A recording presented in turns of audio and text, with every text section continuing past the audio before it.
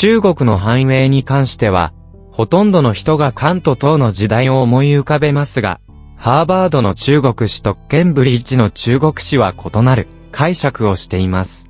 彼らは、宋王朝が中国の歴史のどの王朝よりも強力であると信じていました。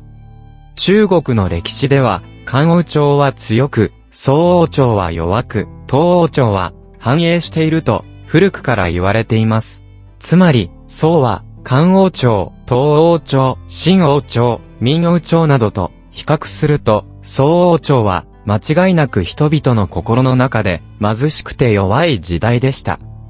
宋の歴史において、周囲の強力な敵に囲まれているだけでなく、金王朝に追いかけられて、長江の南に撤退していた。ついに、元王朝によって消滅されました。対外戦績という点では、宋王朝は、漢王朝や唐王朝と比較することはできません。しかし、総合的な国力の観点から、宋王朝は、古代中国の歴史の中で最も強力な王朝でした。清明上画図は、北宋の風祖、葛が漢であり、北宋の画家、張沢丹の傑作であり、絹に描かれたもので、幅 25.2 センチメートル、長さ 528.7 センチメートルです。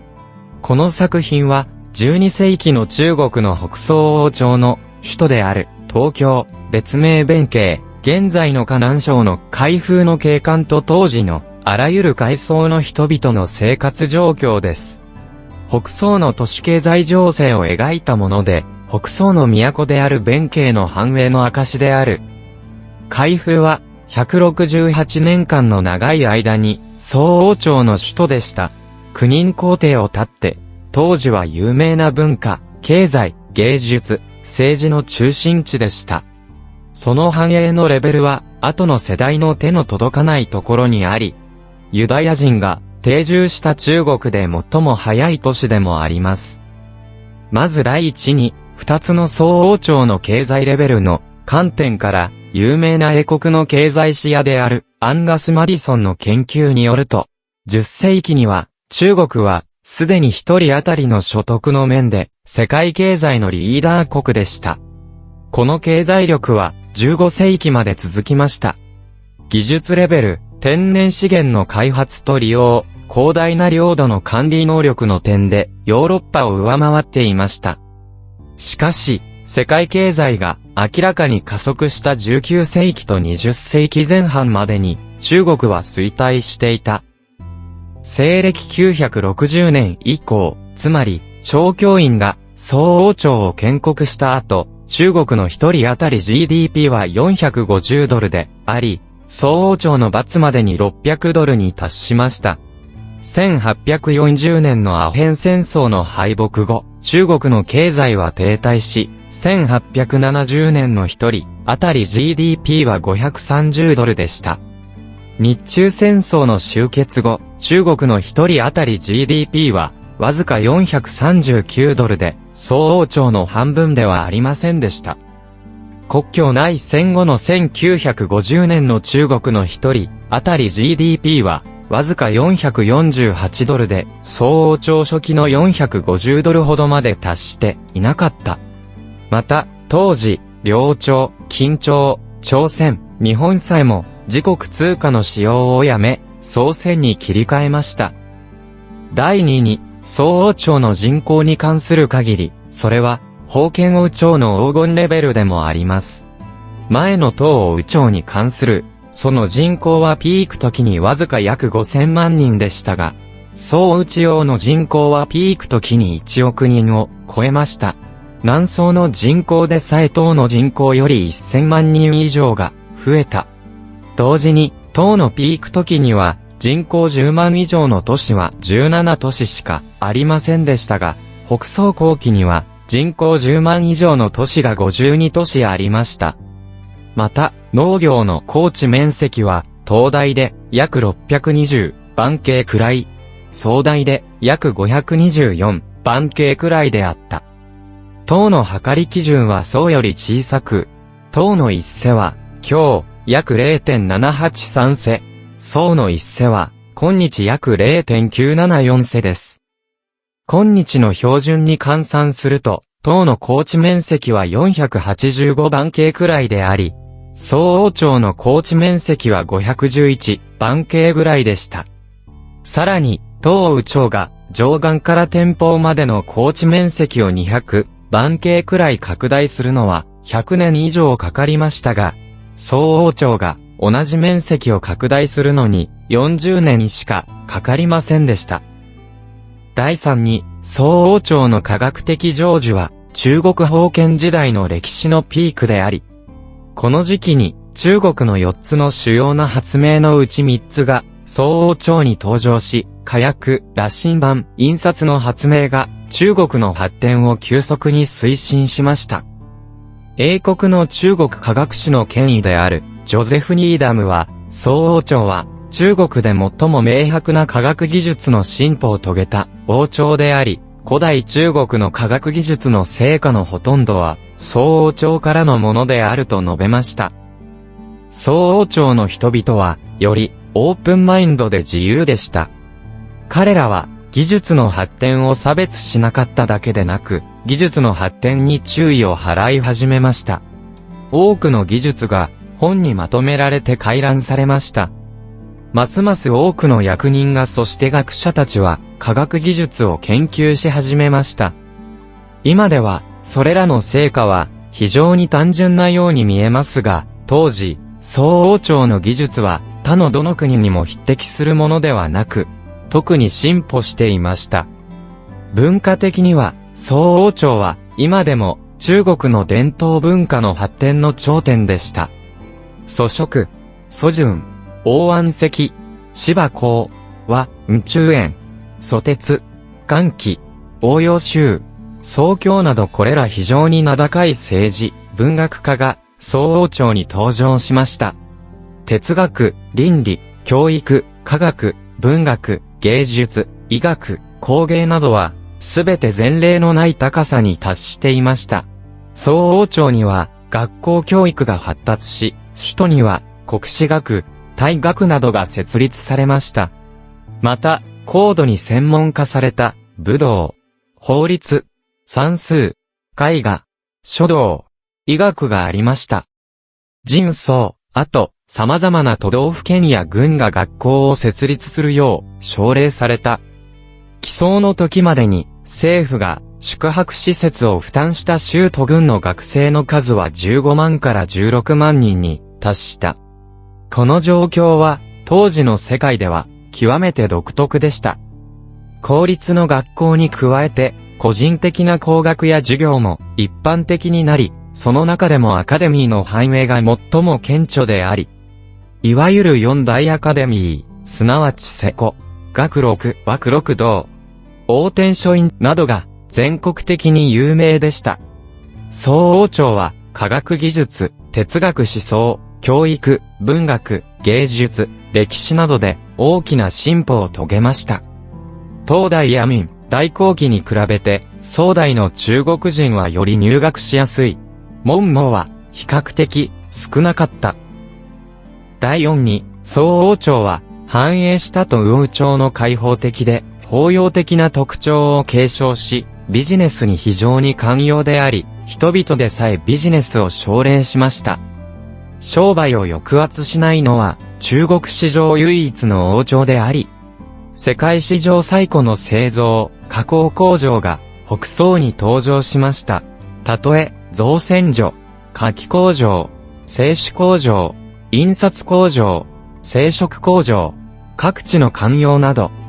南宋時代には、兵器研究所には7000人から8000人もの職人がいた、1200人以上の見習いがいました。綾錦院には400人以上の職工がいました。国営の工場に加えて、いくつかの民間の工場も出現し、繁栄していた。経済の前例のない繁栄のために、総王町で鋳造された硬貨の量は非常に多く、新宋の時代で全国およそ506万貫の硬貨を発行しました。そして、東宇町で最も繁栄した威厳の地の年はわずか32万貫の硬貨でした。北宋の中期、一般的な国民総生産は新王朝、貢献生成の2倍以上でした。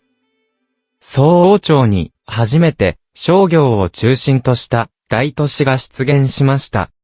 人口20万以上の都市が6つあり、10万以上の都市が東大の10個から46個に増えてきました。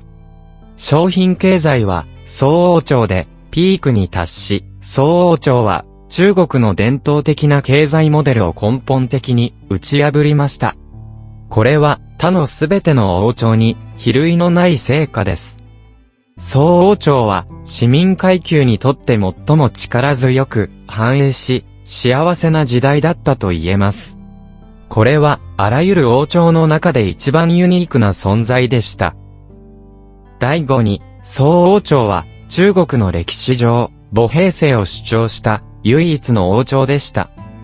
世界初の傭兵は宋軍でした。宋王朝前後の王朝、そして今に至るまで、中国は依然として強制の徴兵政策を実施しています。宋王朝の将校と兵士は優越の待遇を受け取りました。そのゆえ、国の軍事費は驚くものでした。政府は莫大な歳入を得ても、時々赤字になることもありました。西暦1065年、治平2年では、国の歳入は1億1613万8405便で、支出は1億2034万3170便でした。財政赤字は420万便でした。その結果に、一部の現代の学者によって、上、兵及び、貧困と呼ばれています。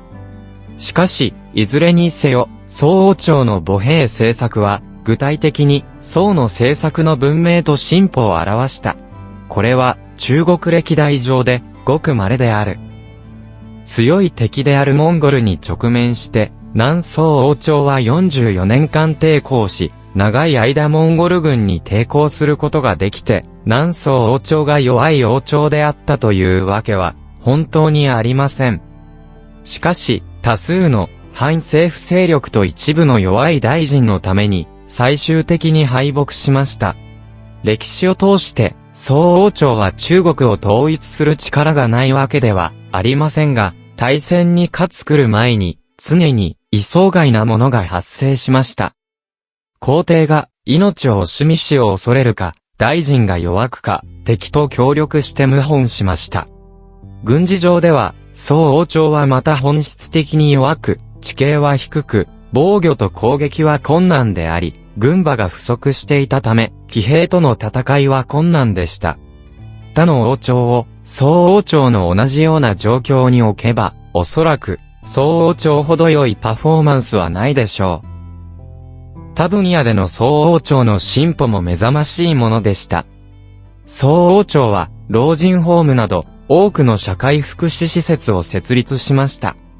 宋王朝は西洋啓蒙思想と同様に人々が自然を解放することを強調する人々に基づく近世哲学である神学を生み出しました。ただのつぼみでしたが、宋王朝が終焉しないであれば、それはどれくらい高く発達しますか？宋王朝は王権を制限する大臣の兆候を示し始めました。宋王朝はエチケットを強調し、ほとんどの皇帝は平凡でしたが、基本的な道徳を守り、大臣の意見を尊重しました。宋王朝の首相は、皇帝の権力を制限し始め、立憲君主制を形成する傾向がありました。中国の衰退は、農業を重視し、ビジネスを抑制するという長期的な経済政策によるものであり、社会的生産性の向上に失敗をもたらした。宋王朝はこの定型の伝統を打ち破り、商品経済はかつてないほど繁栄し、商人の地位は大幅に改善されました。中国の後退の根本的な理由は、儒教の硬直性と鈍さであると考える人もいますが、宋王朝は孔子と孟子のあり方に疑問を呈し始め、人を中心とした神学が出現しました。後進の理由は、科学を重視していないからと批判されていますが、宋王朝も科学技術を重視しており、宋の科学技術はその時代を超えました。宋王朝は300年以上の歴史があり、通常の王朝の限界を超えた前の王朝の経験と教訓を要約することにより、完璧な体制を発展させました。宋王朝では、政治に介入する外戚は、ほとんどいなかったし、独占的な権力を持つ宦官も、ほとんどいなかった。宋の君主は、徳によって、国を統治し、大臣に全権を与えた、国の政治は、君主の良し悪しに依存していませんでした。宋王朝には、かなりの数の暗愚な君主がいましたが、彼らはすべて一定の制限を維持し、宋王朝には、過度の暴政と独断は存在しませんでした。宋王朝は古代中国で、より発展した、完璧な王朝であり、当時のどの国をも凌駕していました。予期せぬ中断がなかったとしたら、中国をより高いレベルに引き上げるだろう。最後までご覧をいただき、誠にありがとうございました。また、次の動画で会いましょう。